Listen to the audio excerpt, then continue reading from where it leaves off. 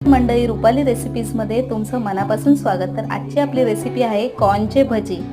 तर ह्या मक्याचे भजी बनवण्यासाठी आपण हे मके सोलून घेतलेले आहे, त्यामध्ये त्याचबरोबर उकडून देखील घेतलेले आहे आणि कापून घेतलेले आहेत। त्यामध्ये आपण मिरची, आलं, लसूण टाकत आहोत। सर्व गोष्टी टाकलेल्या आहेत। त्याचबरोबर आपण किंचित असं मीठ टाकणार आहोत। हे आपण मिक्सरला लावून घेणार आहोत।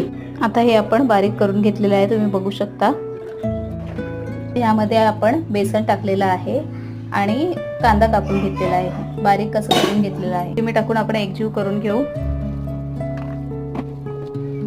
बघू शकता मिक्स करून घेतलेला आहे। आता आपण हे तळूया। झालेलं आहे। आता आपण एक एक भजी त्याच्यामध्ये सोडू।